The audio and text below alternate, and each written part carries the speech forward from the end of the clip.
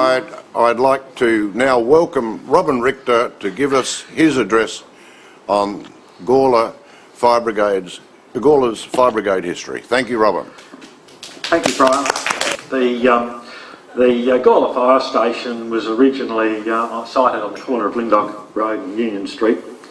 The fire station was the premises known as the Corporation Cottage, and prior to the 17th of August 1877, the fire service consisted of semi-organised mishmash of volunteers. That premises on Lyndoch Road was actually demolished in the early 1960s. I remember it when I was going to high school on Lyndoch Road. The shed was there, and it actually housed the Fargo ambulance that was part of the Gawler area. So that building served not only the fire service but also served the ambulance as well. Thanks. The fire service was formalised by A.J. Baker of the insurance company's Fire Brigade on the behest of Gawler Council. And on the demise of Baker and the rise of Booker, the service was reorganised, with the service being re-entitled the Metropolitan Fire Brigade for Adelaide, and it was known as the South Australian Fire Brigades in the country areas. At the end of the year of 1891, Gawler was one of 8 formal fire brigades in the state of South Australia. Booker resigned in 1907, was succeeded by Rickwood, who was a reformer, New Broome. He recognised that the Gawler fire station was inadequate and subsequently identified a block of land and built the new commodious fire station in Jacob Street. A new apparatus of firefighting was suitable for country districts was unveiled, a motor tri-car. This was purchased from England, where the type had done exemplary service for 2 years from Beckenham, having travelled 1,500 miles and attended 276 fires without mishap. Unfortunately, this proved not to be so in Gawler. Couldn't get up Lyndoch Hill. It was probably due to maintenance. Now, in the 26th of November 1981, a new fire station was opened in the corner of Ayres Street and Murray Street, Gawler, which was previously the council works depot that shifted to larger premises at Williston, namely the kiln area. The property is leased, it's currently leased from the Gawler Council for a peppercorn rent, and the shift was the result of the station once again being inadequate for purpose, as well as that block was required for the Woolworths development. So that's really the history of the Fire Brigade in Gawler, but let's get down to nuts and bolts. Why did all this happen?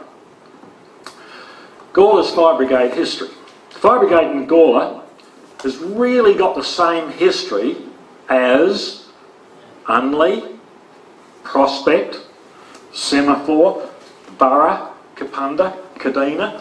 All these places, including Moonta and so forth, the fire service was largely the same. I might as well be up here talking about Kapunda or Moonta, but it is Gawler that we're talking about. But there was a number of firsts for Gawler. The whole history of the Fire Brigade was a combination of reform and stagnation, depending on what era was in vogue at the time. Now, organised fire services started off with Braidwood. Braidwood was a Scot who moved down to London, and Eyre Massey Shaw took over from Braidwood in 1861. Now, the interesting part about this is, look at the dates. In 1861, Gawler was really starting to percolate. Most of the buildings in Gawler were in the 1860s, after the gold rush. So really the whole history of the fire service worldwide, and I'm not talking about America, we'll just stay with London because that's where ours came from, really followed and indeed often surpassed the London Fire Brigade. We have a pre-organised era. The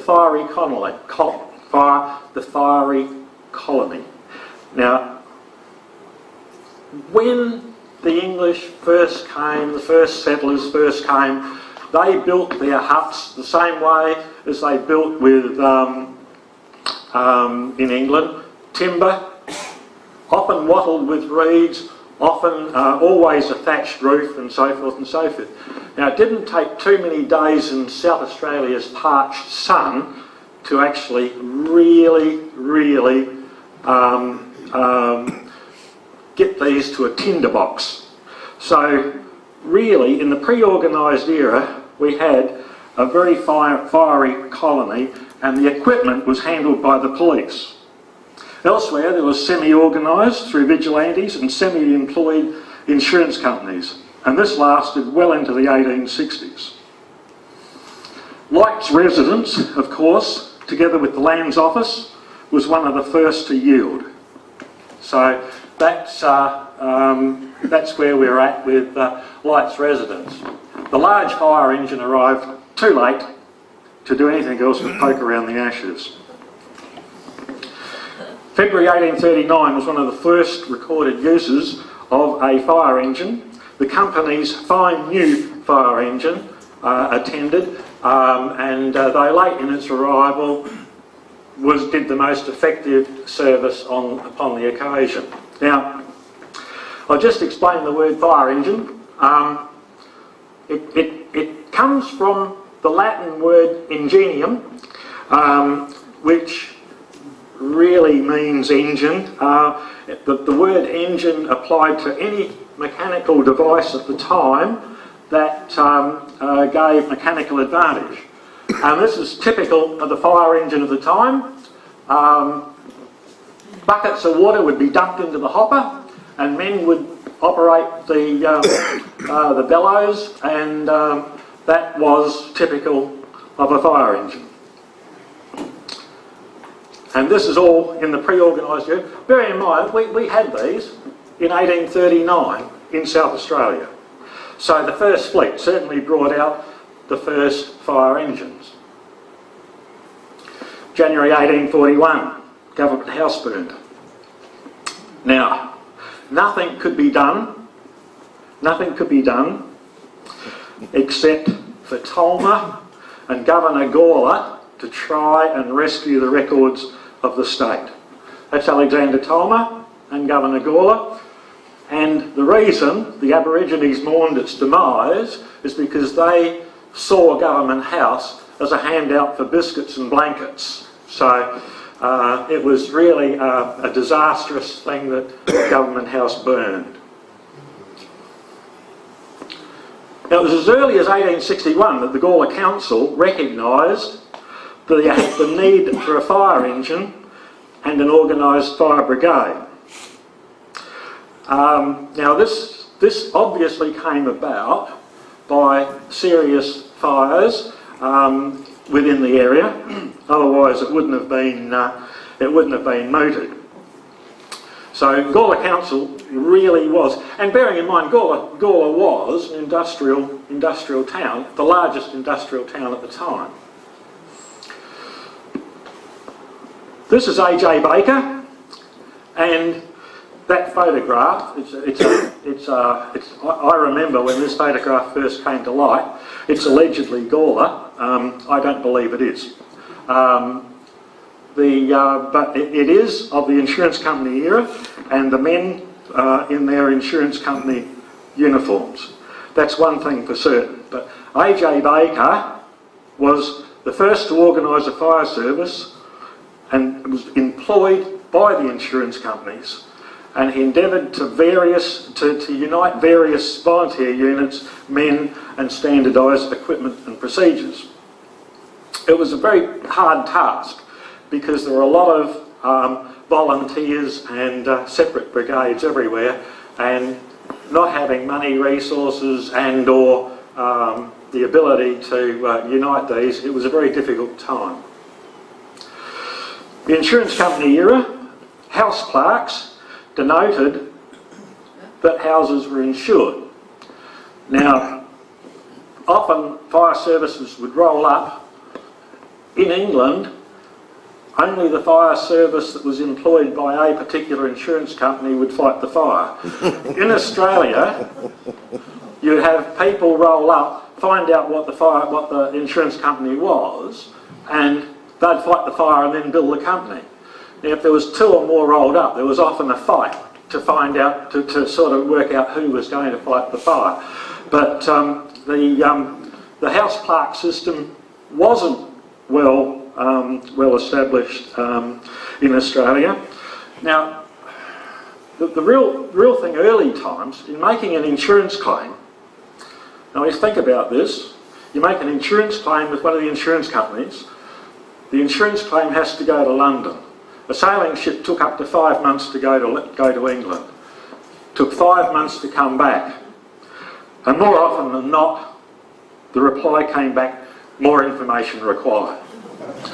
So any insurance company that actually opened a head office in Adelaide did a roaring trade. As a matter of fact, we had about 3 insurance companies that had offices in Gawler in the 1870s.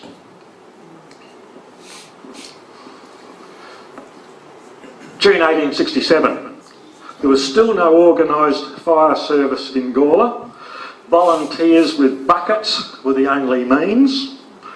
Fires, and this is the interesting part, we know that when King built the Victoria Mill, the equipment that was supplied to drive that mill was obsolete by about 4 or 5 years. So if we stop and think about these fires at the mills, we more than likely think that it was a reason or an excuse to upgrade obsolete machinery or do a bit of research and development. So that certainly seems to be the case in some matters. Particularly when Duffield took over the mill from King, the machinery was totally inadequate. This is just a little fire live and let live store in Gawler, and what happened, of course, it happened at the unusual hour, 10 p.m. on a Sunday, and the rapidity which the fire did its work, about 20 minutes or so, it completely destroyed the premises. The stock was over-insured, as was the building. So there was an inquest held, but no one was actually found to be guilty of anything. Well, certainly no one. And this is the case today. Goodness, you know, very few people are convicted of arson. But it seems that that fire was very, very suspicious at the time. In 1872. Dawson, obviously influenced by previous fires, particularly at Duffield's, ordered and had delivered from Scotland and England the best he thought possible for his mill. He had one large fire engine, which is of the ilk of tipping water in and pumping by hand, and he had a small one, as a la over there, for each floor of his mill. Now that one over on the left, it could be operated by one hand and a jet held with the other, and contained about half a barrel of water. And it's possible that or it's more than likely probable that pump was just as effective as the modern day fire extinguisher is today. But it certainly wouldn't have handled anything more than an incipient fire. Fires occurred regularly by accident and other means. As alluded to, arson was often the case, and it's well known, if not able to be proven. The Rodiger flax mill was a particular industry that raised the ire of residents. It stunk, and it was loosely in the area of the butter factory on Goose Island, and it was opened, and very shortly after it burnt. And all that they could do was in the way of the fire, was to shift the stock away from the burning factory. So the Roediger flax mill was never ever rebuilt. Fire at Dawson's. Now, even though Dawson had his own fire engine and he had fire extinguishers on every floor, the mill was destroyed, as was the contents. The building was insured for, or the business was insured for £2,500. Stock was worth £1,600 and the building £8,000. So it certainly wasn't in the category of being over-insured.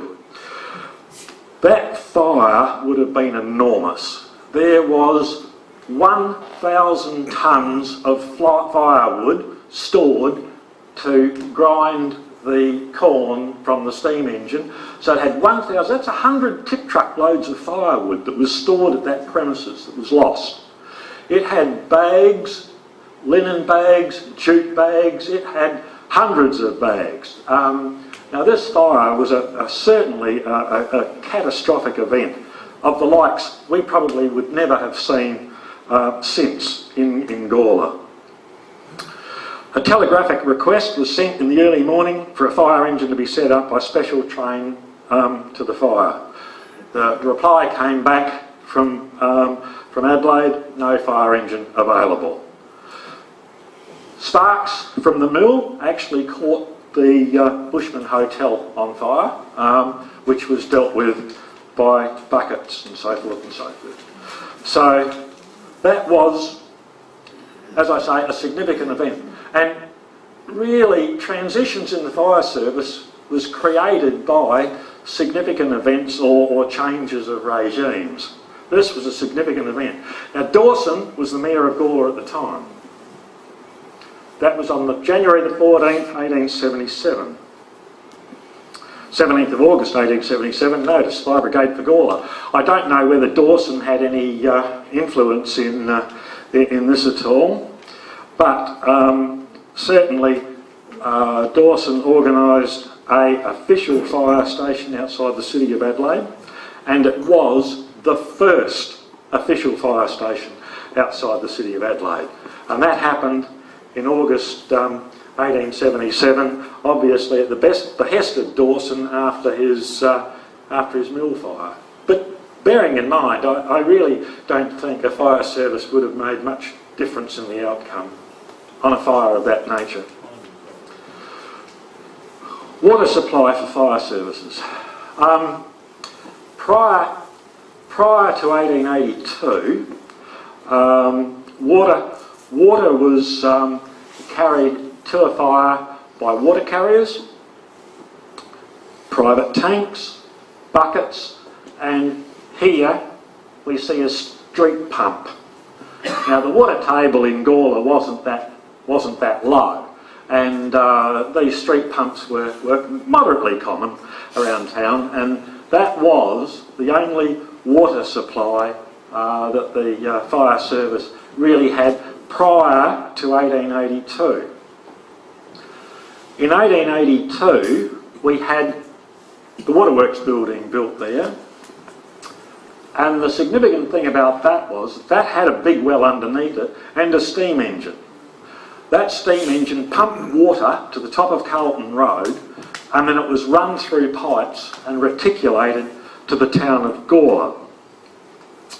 So Gawler really had pressurised water in 1882. Now, Thorndon Park in Adelaide was opened in 1860. So Adelaide had reticulated water in 1860, but it was nowhere near the pressure that Gawler had due to the topography.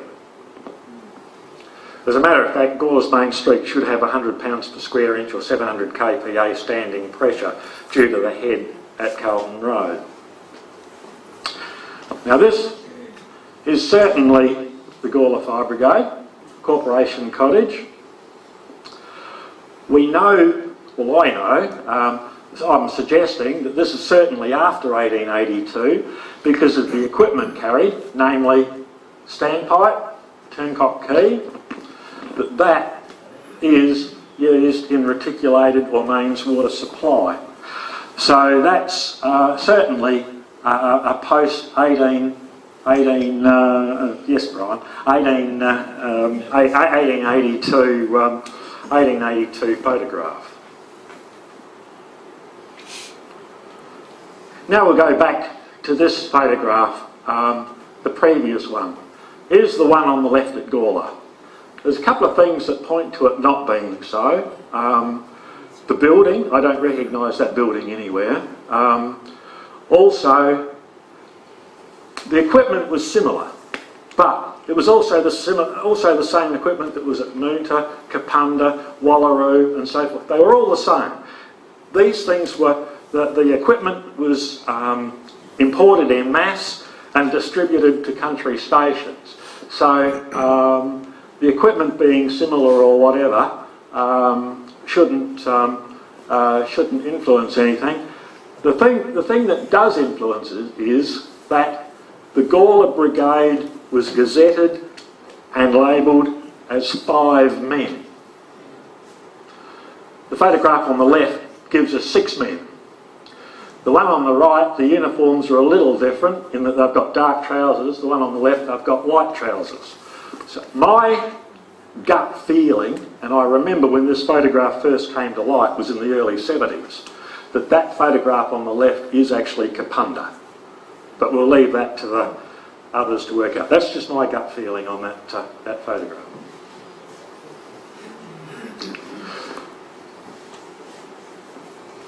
The Fire Brigade board era came into being, and you can note here that there's certainly a change of uniform, and the board was initially made up from local government members appointed, insurance reps, and the chief officer from the fire service. Now, this was a large step forward in the makeup of the fire service.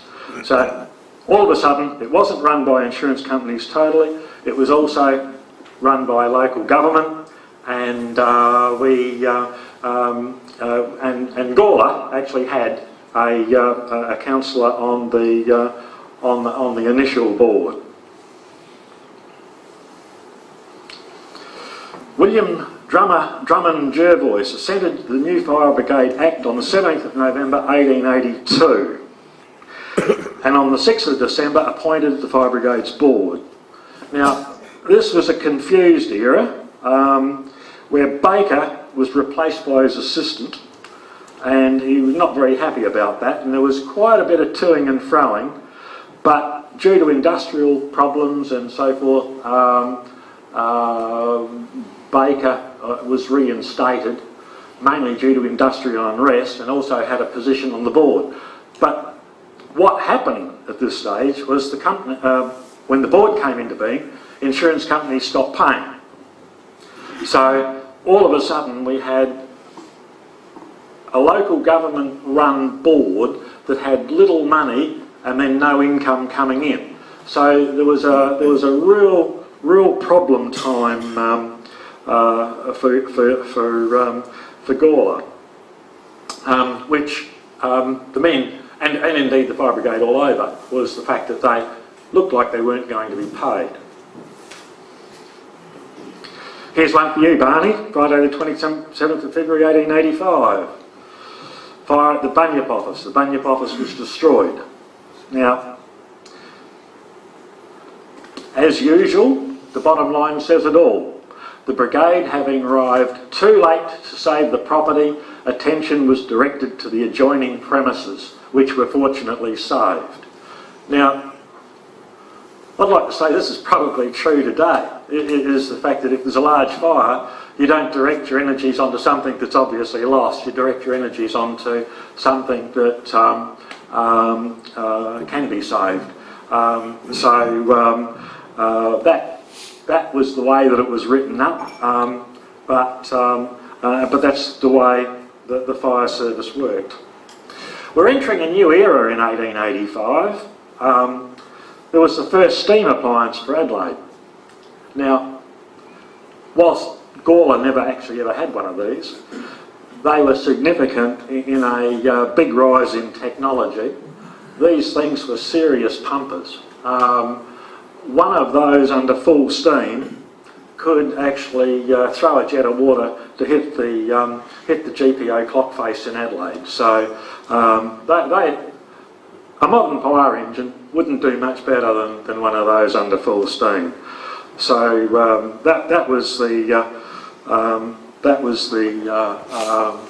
rise in technology, and Adelaide had steam fire engines pretty well as soon as London had them.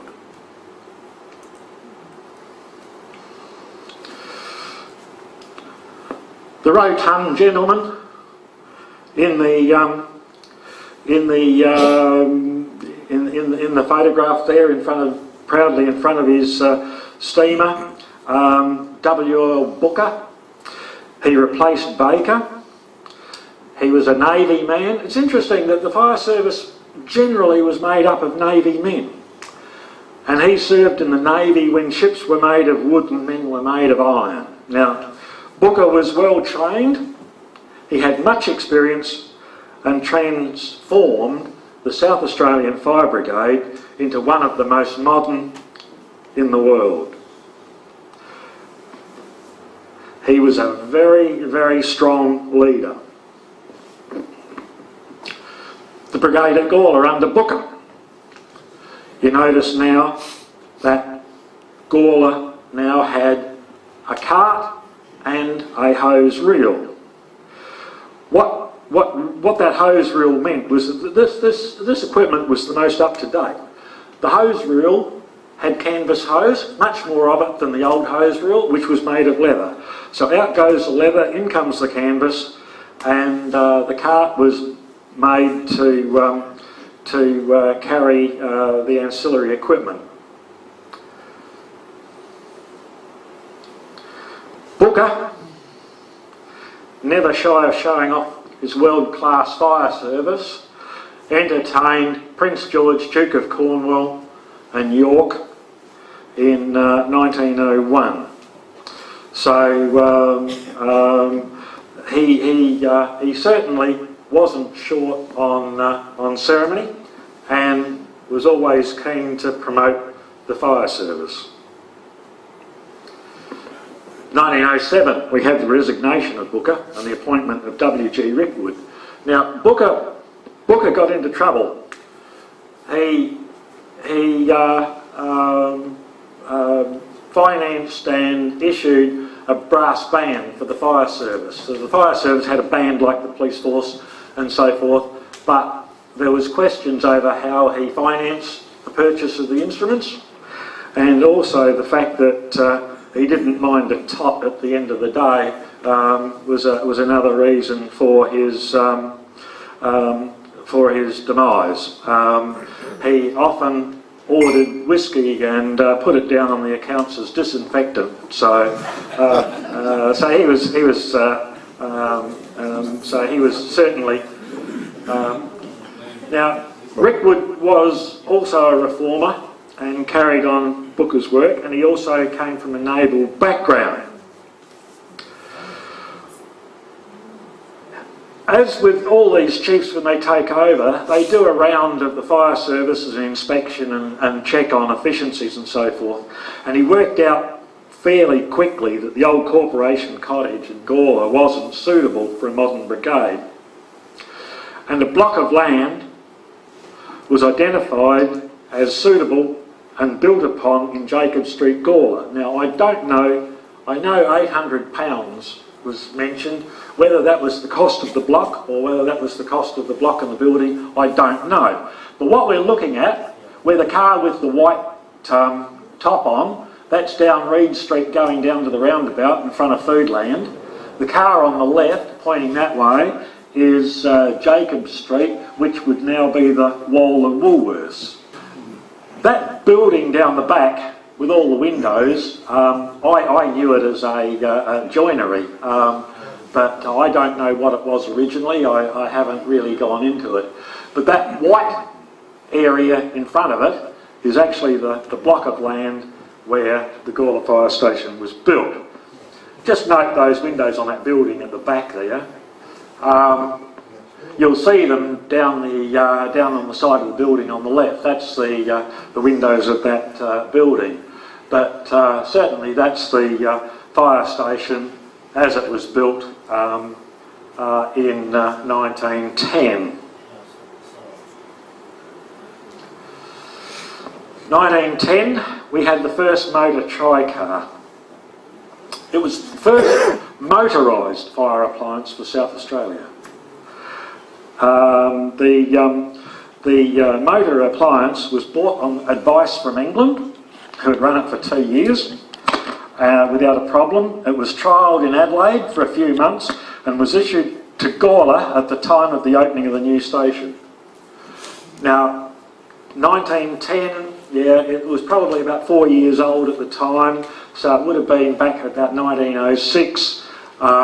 The technology wasn't really up to scratch, and it's probably doubtful that the men were suitably trained to actually maintain it anyway. And it soon proved very unreliable and often would not start at all. And it was certainly, when it did start, it was underpowered for our terrain, such as Churchill and Lyndoch and Carlton roads. So it couldn't actually maintain those hills. Never short on pomp and ceremony, Rick Wood's funeral in 1914 with J.E. Dickey, the successor. Rick Wood was fighting a fire with other firemen in Norwood, and one of the firemen died, and all that they could find wrong with him was he had a scorched face. And the coroner was really querying why someone should die of a scorched face. 3 days later, Rick Wood succumbed, and what we know now, of course, is that at that fire they obviously had the ingestion of toxins, and that was the cause of the demise. So we went from Rick Wood to Dickey in a fairly short time, and he identified that the motor tri-car. I'd love to know where that motor tri-car is now, I really would. But he recognised that the motor tri-car wasn't suitable and replaced it with a Clement. Now the Clement came in 1915, and from 1915 to about 1950 there was a succession of about 5 vehicles of similar calibre. They were not fitted with pumps because of the reticulation pressure of Gawler deemed it totally unnecessary.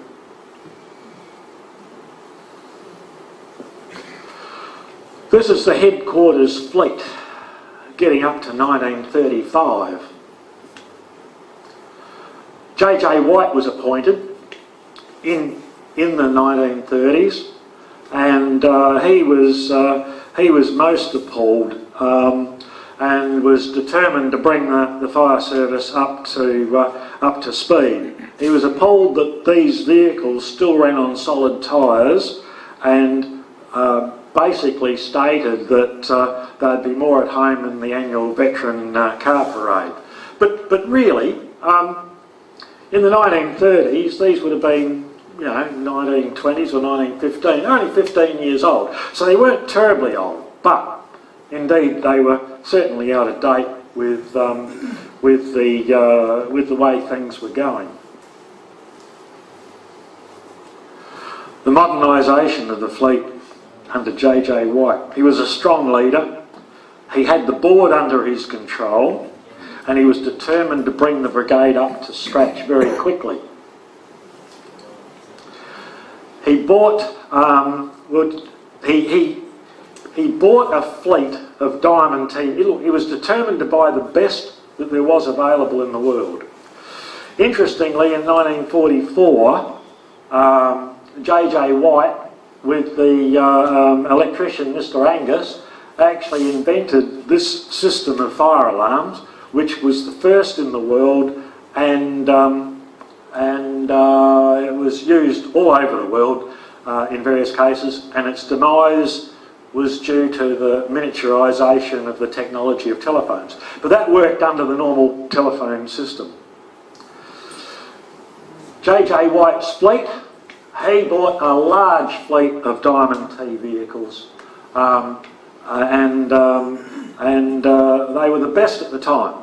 They really were. They were 1935 to 40 models, the best American chassis that were available, and they were equipped with the best American pumps. And they were body built to our specifications by Lawton's of Adelaide, and the reason for that is it's probably due to the duties payable on completed vehicles. J.J. White himself, that was Fire Chief's car. J.J. White's car was very controversial. However, it was a fire appliance in its own right, and was often the first on scene at most of the fires in and around Adelaide. And the usage of the Fire Chief's car as a fire appliance continued well into the 1970s. I remember when I joined the fire service, the Fire Chief's car was a V8 Valiant VC Regal, and it was fully equipped with fire extinguishers, hose, and apparatus and indeed, the chief at the time often was first on scene and got to work with water. And I honestly believe that the reason these cars continued to be called fire appliances was that the price for registering a fire appliance in 1970 was $1 a year. So any car that the fire service had fire equipment in it, and it was simply called a fire appliance. This is interesting. Councillor Oliver of Marion Council said, "No one can tell me this 130 mile an hour thing can get there any quicker than a V8 Ford. It's the sort of thing you'd expect to see Clark Gable in." But that was the chief. That was J.J. White's chief officer's car. I believe it was probably the only one in the world. What did Gawler get? The Dennis F1. This was also a result of J.J. White's big buyout. Not only did he buy the best American that was available, he bought the best available from England. Gawler received the Dennis F1 500 gallon a minute pumper, and it was the best post-war. It had what they called the New World body. The actual fire engine itself and pump did not differ very much from the pre-war Dennis's. So that was what Gawler got. Now seriously, that was a damn fine pumper and was still in service in 1972. So it lasted from 1950 to 1972.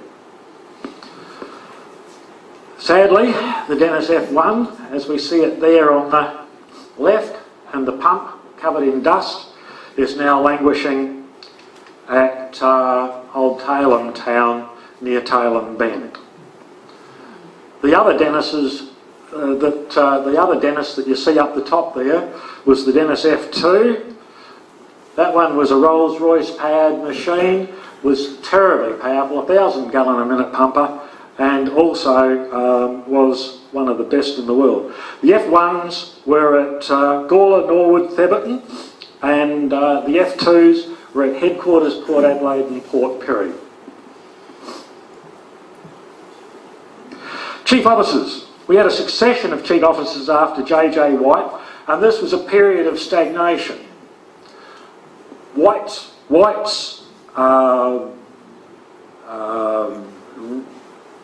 involvement in getting the fire service up to speed. Look, those pumps were old, but by gee they were nice, particularly the Diamond Ts. They were a lovely, lovely fire engine to drive, and to compare the 1938 Diamond T with a 1960s International, I know what you'd rather drive, the 1938 Diamond T. They were a superb fire engine and did a very, very good job. So we had a series of 60s Internationals, but then much needed reform came in the 1970s.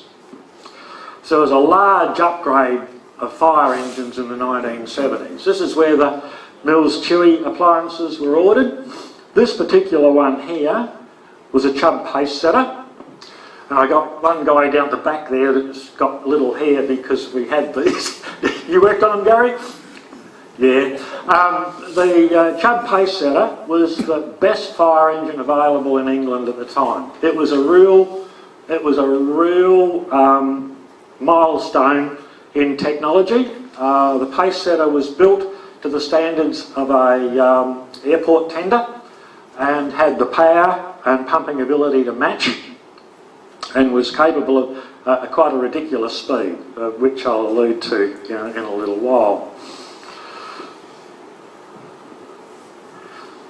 So the 1970s, a whole heap of reform happened and so forth, and once again the Mills Chewy pumper that we had at Gawler actually went into the engine room with 1 inch gap either side of the vehicle. How it never got scratched, I've got no idea. But the fire station was inadequate in Jacob Street for the modern appliance, and a new station was required, and this station was opened on the, it's interesting, it was the 2nd of November 1981.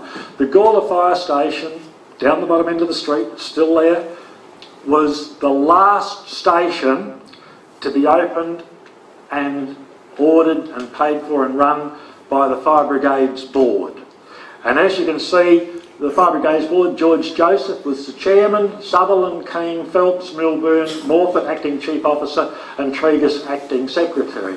Morfitt never became chief officer, he was always only in an acting role. And we'll get to that in a little second. It was the South Australian Metropolitan Fire Service, Fire Brigade Corporation era, and this was a tumultuous period whereby we had the Cox Report and various inquiries into the fire service, and it deemed that the insurance company, local government system simply wasn't working, so the brigade was turned into a government corporate body. And that is where we are. So we've gone through the unorganised era, the insurance company era, the Fire Brigade board era, and now we've come into a corporate body era. And this is where the Fire Brigade ran itself with the chief officer being more of an administrator than a firefighter and responsible to the minister.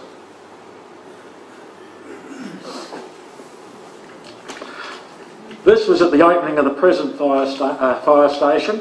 As you can see, the heavy-duty Mills Chewy New Zealand-built pump was there.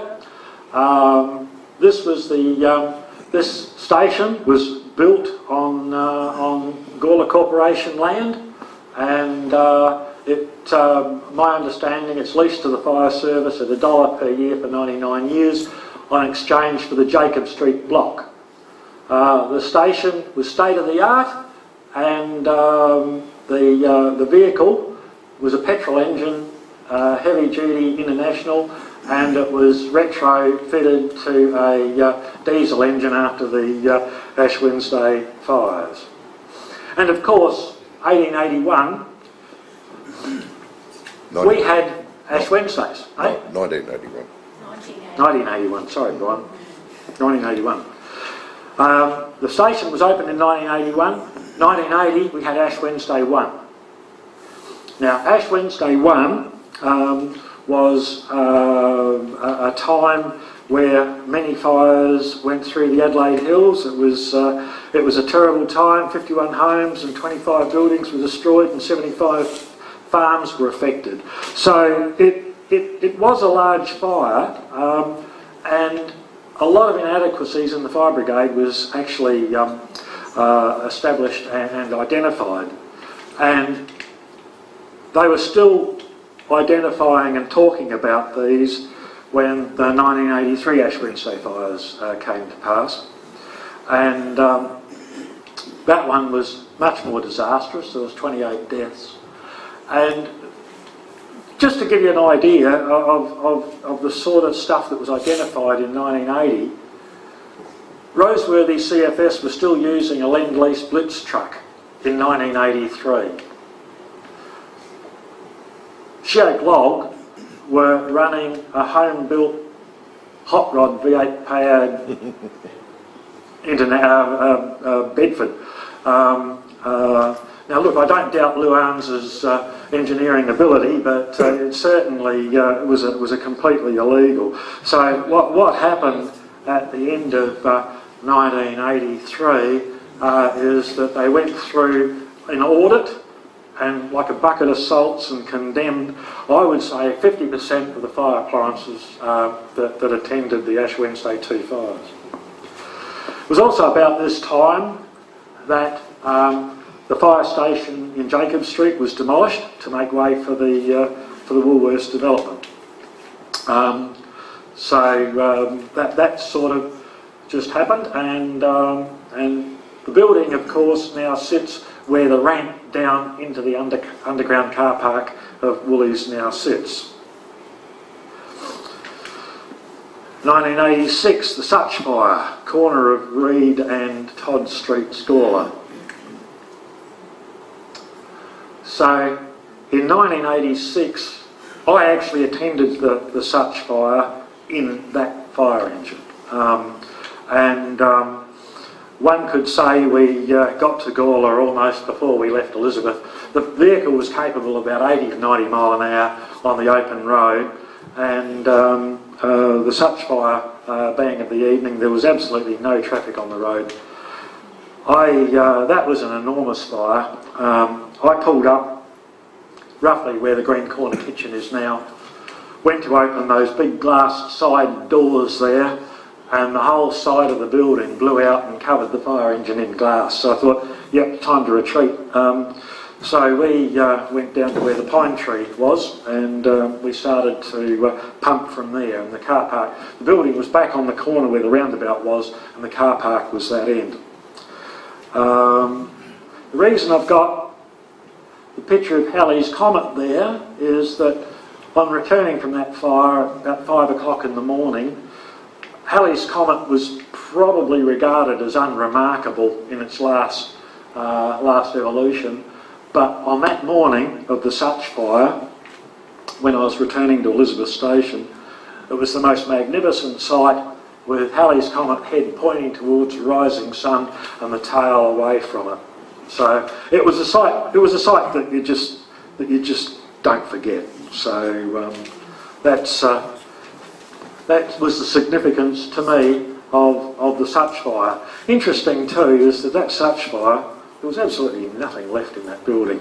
It was either one of the hottest fires possible, or the stock was removed. I'll leave that to the imagination.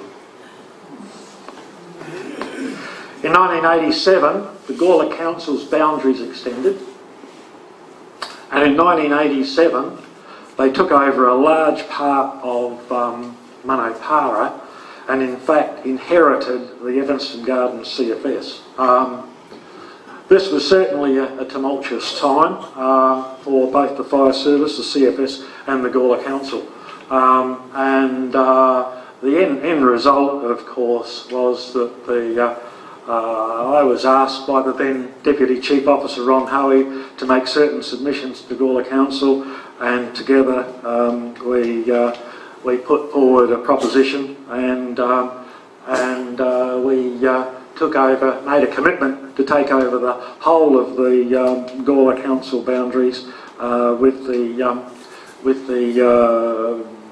rural side, and that effectively closed the Evanston Gardens CFS. Present day station, as I've said before, it's the last It is the last of that generation fire station to be still used.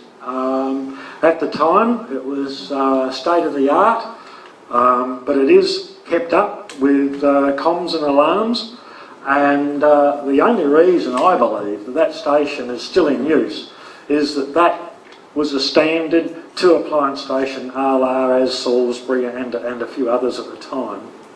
Salisbury, of course, is now a command station. But as a two-appliance station and only ever having one appliance in it, it certainly never outgrew its usefulness or its size. I guess there's nothing more to add, Brian, except perhaps any questions that might come forth. The building that you couldn't identify behind the old bowling green, yes, was originally a military establishment, right, which was taken over by the Dolding Building Company. Yes, I remember it as Dolding's. Yeah. Michael Dennis. I've got a couple for you, but I'm happy to let others in first. There's no mention of the Leyland one that you had there for a while. Where did that fit in the scheme of things? It was never issued to Gawler. The Leyland appliance was probably one of the most magnificent appliances that the South Australian Fire Brigade ever owned. It was on a 1932 Leyland chassis. It was built in 1935 by Metz of Germany, so it was a German designed British, it was a German ladder on a British chassis that the South Australian Fire Brigade, if it had been on the boat if it had been 1 week later, it wouldn't have arrived in South Australia. It would have been used in the Blitz in the war. But that appliance was in service right up until, I reckon, late 1970s. Even when we bought the Merida ladder from Japan, which was about 4 feet higher than the 35 Leyland, this one was in the 1970s or 80s, the DLI condemned the Merida in favour of the Leyland, and the Leyland was a much stronger ladder. It now is in the Birdwood Mill Museum, and there is a similar one in the British Museum of Technology in London. Ducky. Hey Rob, you mentioned sort of suspicions about fires. Jewish stock takes that call sometimes. Yes. But, how do you start a flood?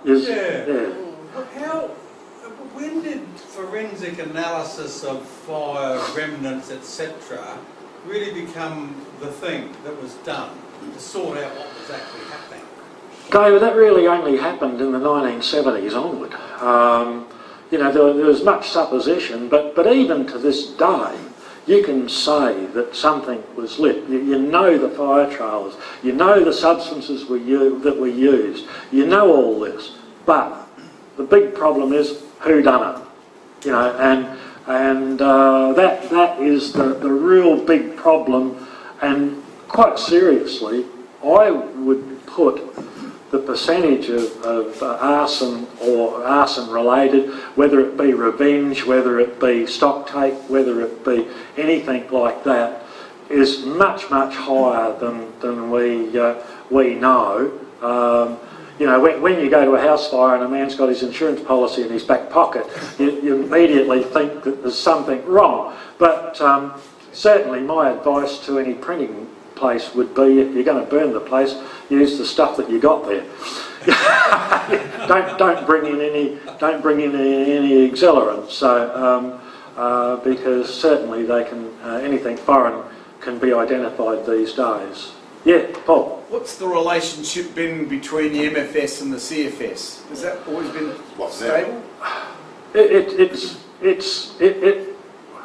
When there was a lot of misinformation. Look, the CFS were fighting for survival in some areas, and of course they were advertising. They could talk, and there was a lot of misinformation given out. So it was very testy at some times.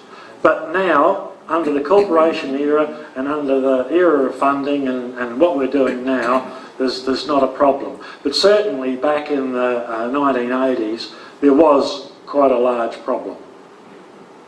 Yeah, Mike's got a second question. Yeah, I've got another one. But go on. oh, Robert, yeah, we were all volunteers in the CFS at that stage. Yep. You weren't paid, you were paid. Yep. You got to the town boundary and it was out over the fence, well, you just couldn't watch this. Yeah, well, there was... We weren't supposed to come into the town. Yeah, that was, and of course when Gawler took over, that all those boundaries and everything became confused. But certainly that sort of thing, there was one very spectacular one that happened up at Port Pirie, probably in the 1970s or 80s, whereby they absolutely stopped and watched the fire. And I can certainly remember, very junior in Gawler, we were the Dennis F1 up Riggs's Hill, and the officers reading the map and saying, I think it's out of bounds, you know. I said, well, keep reading, Joe, it soon will be, you know. It was coming towards us, so you know, the thing, yeah, it was certainly, there was certainly a lot of strange things went off in those But days. certainly this did change with the binary fire. Yes, You know, yes, certainly. experience. Mike does. Okay, another one for you. What was your most unusual fire that you've been to? Oh, gee whiz, hard. Probably the Polaris. The Polaris fire at Port Adelaide. You'd have to go on the web to find it. It was back in 1968, 69. It was a survey vessel. It was in for repairs. It carried an enormous amount of kerosene and survey cables, and welders got onto it and started welding, and it caught fire. And when we rolled up at berth 1 or 2, it was berth 2, you couldn't even see that there was a boat there. The wharf was burning back to the sheds, and that was, it took us from 10 o'clock in the morning till about 4 o'clock in the afternoon to fight that fire back onto the boat. But that wasn't the end of it. The unusual part about it was that we never had fires like that at Port Adelaide. I think the previous one was the city of Singapore back in 1936. But what happened was sparks from the Polaris set another ship on fire. Now I can remember sitting in the control room at the Port Adelaide fire station. The chief had taken everyone over to the hotel for a drink. Good work done. And of course I get the phone call that there's a second ship on fire. Now, I won't tell you what I said, but the guy started laughing, you know. And I was sort of told that that wasn't the way you I sort of figured he wasn't really dinkum, but there was a few adjectives thrown in. You got another question? Did you have another question? Yeah, look, Robbie, you mentioned pumping capacities, 500 gallons a minute, Yep, 1,000 gallons a minute. yep. That must have, the difference between that and these hand-driven things must have been just sort of monstrous. Well, it was. Those hand-driven things could deliver quite a lot of water if you could get the water into them. That was the limiting factor. Captain Hancock from the Moonton Mines, actually, when the steam appliances were in vogue, had to especially order a hand pump fire engine. That hand pump fire engine, he demonstrated it from open water and had 30 men on the handles. And that delivered an enormous amount of water. There was 10 each side along those handles, each side, and there was 10 in the middle using the bellows with their feet. So that was the way those things were operated, and they were quite a, 30 manpower, David, was quite a powerful unit. But the limiting factor always was getting water into the damn things. I don't think there's any more questions, Brian. Yeah, well, I've got one more if you like. Just one. Yeah. The Jaguar that you mentioned there, that is still in existence in It is. Australia. Yes. I've been told that it was a convertible. Yes. It never went to a fire with the hood up because he couldn't go to the fire because he had his tall hat on. And the hood wouldn't come over the tall hat. I've never seen it with the roof up. I've never seen pictures of it with the roof up. It always had the roof down. I think it was up for auction at the recent Malalar auction out here a few weeks ago. I believe it was out there for sale. Maybe? Yeah. Another one? Yes. You mentioned that the current fire station with its one appliance is perfectly adequate for Gawler. Yep. What about with all the extensions going on around our boundaries? Is there any possibility we're going to get 2 appliances here? I don't think so in the near future, Mike. You see, the standard turnout for likes of a hospital, the Hutchison Hospital, is initial 2 appliances with a 3rd one on the way. And what happens is that the Elizabeth is just so close that it's just not funny. And as I said, with that pace setter, we actually made it to Gawler in something like about 5 minutes. I mean, it was ridiculously fast. I can remember the pace. Eh? Yeah, from Elizabeth. Yeah, we were doing 80 to 90 mile an hour. The pace setter was the best fire engine out, except it was British made. There was only 5 of them in Australia. The South Australian Fire Brigade had the 5. And as Gary will tell you, they put 1 in the back of the workshop and then we had 4. Then they put 2 in the back of the workshop and we had 3. And that's the way, because Gary Ironmonger worked on them, didn't you, Gary? And they were the sort of thing that there were no damn parts for. They were the best in the world, but Chubb expected to sell thousands of them, and they didn't. And we bought the first of them, so that there was problems with them. And the sort of problems we had, I remember when they relegated them to a relief appliance, they sent one up to Gawler. Principally to train us to know how to use it. But the guys I had at Gawler, we'd been using them at Elizabeth anyway, so we knew. So our training, we decided to see how fast the damn thing had gone. So we got up the top of the bypass road, up there at the intersection, and this is before the double road. And I said, come on, Mike, let's try her out. So we're going down the hill, flat chat, and there's a decent sea breeze blowing that afternoon. So I reckon the speedo got up to about 85 mile an hour, and there was this hell of a whistle. And I went, what the hell's going on here? And next thing the windscreen's come in and off. So the fire engine was, there were inherent problems with it, but they were just so fast. You know, they certainly wouldn't comply with OH&S these days. I mean, you know, they just exceeded the speed limit by that much. It was ridiculous. Yes. Is it true that fire engines have got right of way in traffic signal? They seem to go through and the traffic signal seems to change. Is that anything to do with any control in the car? Yeah, the traffic signals are infinitely controllable by the fire service. Here in Gawler, we only have to dial a code on the telephone to, well, when I was there, and bearing in mind this is 11 years ago, we dialed a code on the telephone to control the lights so that they would be green in our favour. The traffic lights, all of the traffic lights in Adelaide are controllable from Fire Brigade headquarters that overrule DTI. So, how come you've got priority where ambulances have to stop? No. Ambulances use the same system these days. Yes, yeah. Ambulances run out of headquarters fire station. So, yeah. Last question? Yes. Yeah, Murray Street, Gawler, when it's a bit busy, how do you get up in the middle of that? Problem, isn't it? I'm sorry, I always thought, when I was on council, I didn't want those traffic islands. The main street of Gawler was always wide enough for an emergency vehicle to go straight up the centre and straight through. With the widening of the footpaths and the traffic islands, this is not so. No, it's a pain in the arse. Okay. What a talk. And Robbie, you did extremely well. I'd now like to invite Alison to give a vote of thanks. Thank you, Alison. No, I'd like to give a vote of thanks to Robin for his speech on fire service. I can remember. That's for me. It's all for you, yeah.